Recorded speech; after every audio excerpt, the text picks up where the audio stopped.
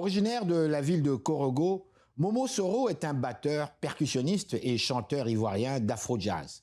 Sa formation musicale jazz-zois, qui veut dire joie, il offre une expérience chargée de rythmes endiablés, colorés d'un soupçon de jazz, de pop et de groove, le tout arrosé à la fois d'amour et de tendresse. Geneviève Sicotte, notre deuxième invitée, donc, est professeure retraitée du département d'études françaises de l'Université Concordia. Ses recherches portent sur les représentations culturelles de l'alimentation.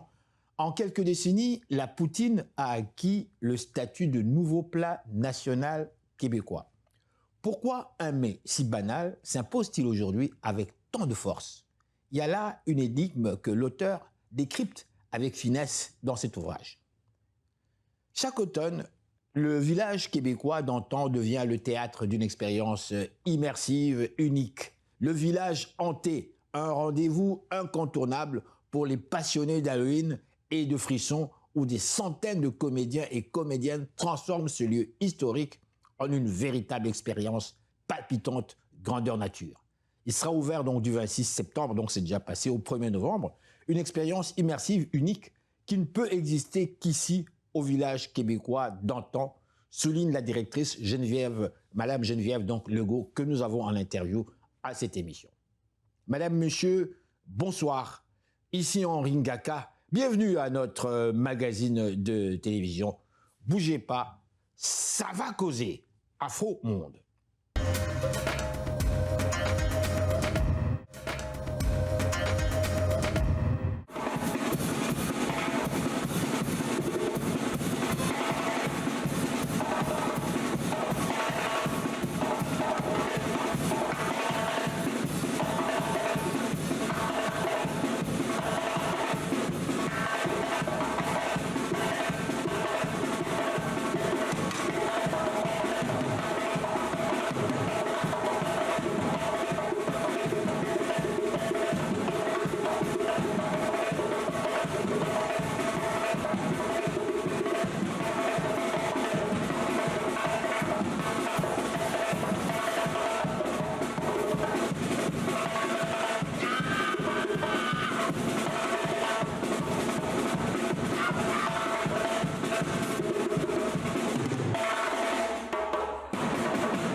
Et nous voilà de retour à notre magazine de télévision. Madame, Monsieur, encore une fois, rebonjour. C'est un grand plaisir d'être avec vous. Nous recevons aujourd'hui à l'émission la tête d'affiche Momo Soro, que vous connaissez d'ailleurs depuis très très longtemps. Il fait de la musique depuis de très nombreuses années. Il est avec nous aujourd'hui et Monsieur organise plusieurs activités en ville actuellement.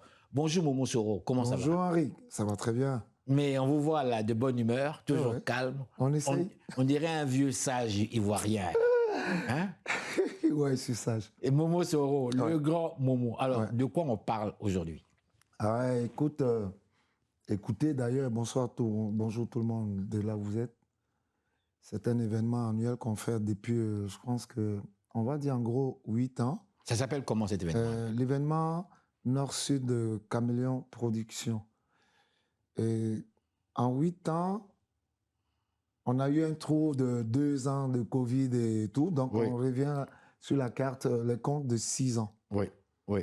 Et ça existe c'est comme une plateforme pour permettre à certains artistes de venir émerger au Québec, au Canada, et à partir de ce relais-là, pour se faire voir autrement. Parce que on sait qu'il y a beaucoup d'artistes qui aimeraient venir jouer au Canada ici, qui ont postulé avec la façon légale, on dira légale, mais c'est illégal parce que ils n'ont pas de réponse. Il y a tellement sur la liste, puis on se croise dans les festivals à travers les avions, les aéroports et les scènes à travers le monde. Moi, l'idée est venue de créer cette plateforme. Justement, oui. Et effectivement, en 6 ans, ils arrivent, ils viennent chaque année. Puis, pour ceux que ça donne, mais ils reviennent. Et tu connais le Québec, on n'est jamais tanné de les recevoir les mêmes artistes tous les jours et c'est ça qui fait la carrière. Mais lorsque vous dites, juste pour situer notre public, quand vous dites nord-sud, ça veut dire quoi ça, nord-sud? Je suis dans le nord ici. Oui, d'accord. Quand on regarde le globe tel qu'on l'a présenté, moi je suis dans le nord. Ben, quand tu regardes d'où je sors, c'est le sud. Oui. Mais dans le vrai de ma Côte d'Ivoire, je suis né dans le nord aussi. Vous êtes un gars du Nord, là. Carrément du Nord, partout, même sur le globe, je reste dans le Nord. OK. Voilà. C'est pour ça que je ne vais pas aller chercher l'Ouest et l'Est, mais quand tu traverses du haut en bas, hein, tu traverses tout déjà là. OK. Alors, à bien vous suivre, on parle ici quelque part d'une réunion, quelque part, Ouais. entre le Nord et le Sud. C'est ça? Exactement. Vous voulez donc nous mettre ensemble. Tout à fait. Vous avez donc regroupé, pardon, les artistes d'un peu partout, Ouais. qui viennent d'ailleurs, qui viennent Ouais. du Nord C'est- et ceux du Sud, dont vous-même, qui êtes mélangés, parce que vous êtes du Sud, mais vous êtes devenu Montréalais, Ouais, quelque part. exact. Depuis de nombreuses Exact. années, d'ailleurs. Ouais, c'est exactement ça. Alors, on s'attend à quoi? On s'attend, lors de cet événement, d'avoir plusieurs artistes, y compris des Africains et des Québécois, dont Madame Paul Tremblay, qu'on a reçue. Exact. C'est bien ça? Les années passées, à chaque année, j'ai dit je vais faire moins d'artistes sur la scène, mais je me retrouve avec un panoplie. Parce que oui, je ne reste pas un producteur, je reste un artiste, mais qui produit les artistes. Oui. Donc la connotation et la façon de C'est voir quand même n'est pas différent pareille. aussi. Ouais, c'est très Parce que différent. souvent ce sont les producteurs qui produisent les artistes, Ben, les producteurs, ils sont producteurs comment? C'est d'autres personnes que les qui sont pas artistes du milieu. lui-même ne se produisent pas. Mais là, ça Exact. change. Exact. Qu'est-ce qui fait ça? Je ne sais même pas. OK, moi, je vais poser ma question différemment. Ouais. Je vais la poser différemment. Je vais oser. Ouais, vas-y. Quand un artiste devient producteur, est-ce que c'est parce qu'il en a ras-le-bol de se faire niquer par son producteur? On dira. Est-ce que parce que les producteurs, souvent, sont là pour faire de l'argent? C'est-à-dire, on voit l'artiste comme un joueur, quelque part, là, dont on se sert et avec qui on fait du fric, carrément. En fait, Déjà, les artistes n'ont pas le temps d'aller s'adonner à d'autres choses en dehors de la concentration, Oui. de la créativité. oui. C'est dans l'âme. Et tout ce qui préoccupe l'âme prend beaucoup d'espace. Donc, les artistes n'ont pas le temps de gérer même leur administration. C'est pour ça que ça existe, le producteur, le manager. Le manager est plus proche de l'artiste pour gérer d'autres choses et le laisser tranquillement dans sa tête. D'accord, mais moi j'ai des questions parce que je suis un peu fâché aussi. Hein. Oh, je suis un ouais, peu fâché, ouais. je suis même trop fâché même. Ouais. Je parle ici au nom des artistes, Ouais. où on se fait niquer à l'os comme pas possible par des producteurs, quelqu'un en qui tu as confiance, qui te parle gentiment avec des mots là. Ouais. C'est même ton ami, C'est ça. tu lui fais confiance. Et quelque temps après, alors que la personne n'est là que pour se faire du fric. Je vais te donner un exemple éloquent. Puisque tu es mon frère, j'aime bien parler avec Momo Soro. On se connaît, je peux même le tutoyer. Vous vous rappelez de Mike Brandt? Je reviens encore avec vous. Mike Brandt. J'ai lu quelque part, je ne sais pas si c'était faux. Mike Brandt, qui fait carrière chez lui en Israël, il est découvert par Sylvie Vartan, qui l'emmène en France, à Paris. Et le gars avait de la voix comme pas possible. Il avait une voix alors, comme pas possible. Ouais. Le gars avait du talent, quoi. Bon, il commence. Mais quelqu'un de proche, imaginez-vous, quelqu'un de proche, je ne sais pas si c'est son oncle ou quoi, qui dit, mais tiens, moi je te prends en charge. Tu n'as pas le temps, là, tu n'as pas le temps. Mais il fait confiance. Ouais. C'est quelqu'un de la famille proche. Absolument, oui. Le gars, il se retrouve avec plusieurs contrats subitement, ou qu'il ne peut plus, qu'il ne peut même pas respecter. Le gars a été foutu. Il s'est suicidé. Ouais. Il se serait suicidé. Ouais. Imaginez-vous, suicidé, alors qu'il avait un talent fou. Je m'arrête ici. Ce n'est pas moi l'invité, c'est vous. Ma toute dernière question ici. Comment faire justement quand on est artiste, par rapport à ce que je viens d'affirmer ici, pour trouver un bon producteur, peut-être que je rêve, pour trouver un vrai et bon producteur? Écoute, on est dans l'ère de plusieurs, mais nouvelles générations. On est dans l'ère de... C'est nouveau pour ces humains sur la Terre. Oui, oui. De façon générationnelle, mais un changement brutal des mœurs, du mental. Donc, toi et moi, on vit une certaine génération, on ne comprend pas comment ils pensent. Et cette génération a aussi été utilisée par ce cercle, artistiquement parlant. Ces jeunes, on leur a fait croire que c'est quand on est jeune qu'on est mieux pour devenir une star. Oui. Il faut être beau, il faut ressembler à tout. On a fait croire ça à ces jeunes-là. Mais dans le fond, c'est ces producteurs-là. Parce que cette confrérie, je veux dire, créée de sorte à manipuler l'esprit musical. Et ces jeunes-là viennent, on les prend, on les fabrique, on a eu les sous, on les jette. Généralement, ils ne vont plus nulle part là. Il y a des milliers de talents, des beaux talents aujourd'hui Mais on ne peut pas parler d'un pour laisser l'autre. Parce qu'il y en a. Ce n'est pas comme dans notre temps. Mais la production, elle était toujours comme ça. On parle d'argent. Quelqu'un qui met un sou derrière un artiste, il sait que c'est là que ça génère, il va en faire des sous. Je te donnerai même pas d'autres exemples éloignés. Johnny Hallyday. Ce grand monsieur la perd son âme. Qu'est-ce qu'il n'a pas fait? Mais il a été. Johnny a été dans le trou à cause de son producteur. Pardon? Oui, Johnny, Johnny Hallyday, la tête d'affiche française. Beaucoup d'argent avec sa production. Son producteur qui n'a pas été... on connaît l'histoire. Donc, il y en a beaucoup comme ça. Puis de l'autre côté, tu as des productions, justement avec les femmes. Avec la femme, on produit. Il y a d'autres choses. Je ne parle pas de moi. Ils ont produit des femmes, mais qui ont servi à d'autres choses que la production aussi. Tu vois ce que je veux dire? J'oublie les mots. Ah bon? Ok. On l'entend. Beaucoup de femmes ont été abusées aussi par de la production. Peut-être qu'elles ont fait de l'argent, peut-être qu'elles n'en ont pas fait. Donc, je te dis, le monde de la production artistique, ce n'est pas sain. C'est ça ça fait partie de notre monde artistique. Mais moi, là, je ne me considère même pas comme un producteur. D'où, pour répondre à ta question, encore avec un exemple, je connais beaucoup d'artistes, musiciens, talentueux, qui ont mis les clés sous, qui sont allés étudier pour devenir avocats, des gens de loi, juste pour défendre les artistes. Ça existe. Donc moi, l'artiste que je suis, ben, je commence à produire.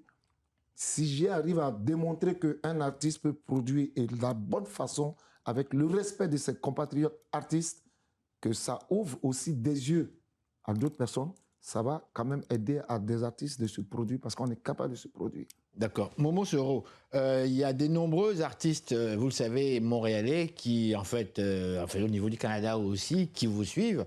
Comment on fait? Ils se disent, mais c'est quoi les critères pour faire partie de cette plateforme, puisque d'après ce que je crois constater, vous travaillez avec aussi des artistes qui viennent de l'étranger, qui viennent d'ailleurs, que vous avez croisés durant différents festivals et autres, parce que ce n'est pas la toute première fois que l'on en parle.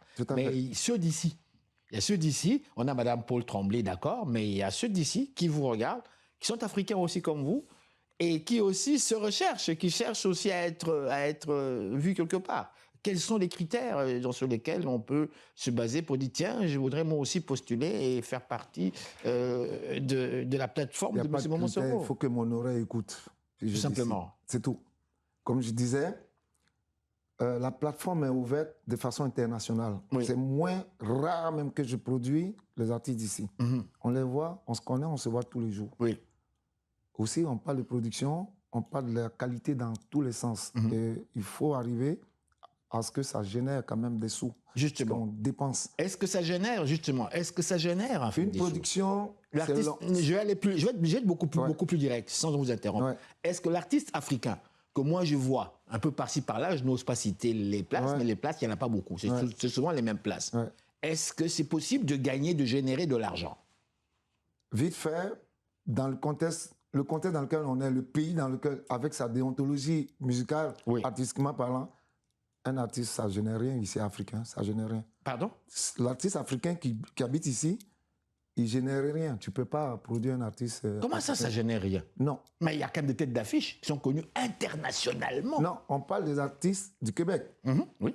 Mais international, là, ils viennent d'ailleurs, ils font de l'argent ici. Le gars d'ici, qui va ailleurs et qui est connu, qui est noir comme toi, qui est rwandais. Oui, mais ça prend beaucoup parce que généralement, quand on a quitté l'Afrique, qu'on a fait notre place artistiquement parlant ici, on a du mal même d'aller produire et gagner de d'où on vient. Ceux qui sont de l'autre côté, ces fans-là, ils ne nous voient plus là. Oui, c'est certain. Pour eux, là, logiquement, on doit percer plus que ça pour qu'ils nous considèrent. Et puis, on retourne par la grande porte. Mais non, la porte est déjà fermée dès que tu as quitté l'Afrique. Et puis, la lutte est longue. Mais la porte est fermée. Mais quand on voit maintenant des têtes d'affiche qui émergent, je prends l'exemple de la France. J'ai plus les noms, mais il y a ce jeune Congolais, là, ils sont deux, là, Dadju, et puis l'autre, là, que j'ai vu ici à Montréal. Bon, on m'a expliqué qu'il y a une nouvelle génération de jeunes qui sont nés en France, qui chantent en français, qui connaissent la réalité, la société et qui reflètent ce qui se passe en France et qui réussissent très très bien et qui sont des stars. Pourquoi la même chose ne pourrait pas se produire ici? Ben ici, déjà, il faut accepter, il faut déjà remarquer et accepter que la priorité de l'art passe au second. Ah oui? Oui. Pourtant, je pensais que la culture, c'était numéro 1. Là, non, pas ici. Peut-être aux États-Unis. Je pensais ou à que la Londres. culture, ici, au niveau du Québec, c'était le sang, c'était l'air. On respire la culture. Oui, pour d'autres choses, mais dans l'intérêt, non. Non? Ici, il faut pouvoir payer ses impôts. Ce n'est pas la musique, là. Aller jouer dans un bar où tu gagnes peut-être 2-3 dollars de plus, non, tu ne paieras jamais aucun impôt. Il n'y a aucun contrat qui te lie et c'est la passion qui nous amène là. Mais tu peux faire 40 ans de carrière ici, là. Le système ne te reconnaît pas. Tu n'as aucune cotisation de traiter, de collecter. Donc, il faut aller travailler pour tes vieux jours, pour ta retraite un jour. Mais la musique passe où? Au second plan, ça c'est sûr. Oui. Donc, c'est pour ça que, pire encore, même, il n'y a pas seulement que les musiciens de la diversité qui viennent d'ailleurs. Même il y a des Québécois qui triment encore avec ça. C'est le système qui est comme ça. Cela fait que tu vas travailler, gagner ta vie, puis tu peux émerger dans ta passion. Mais il faut trouver le temps pour le faire. Oui, oui. J'allais dire super, mais j'ai une très grande carrière.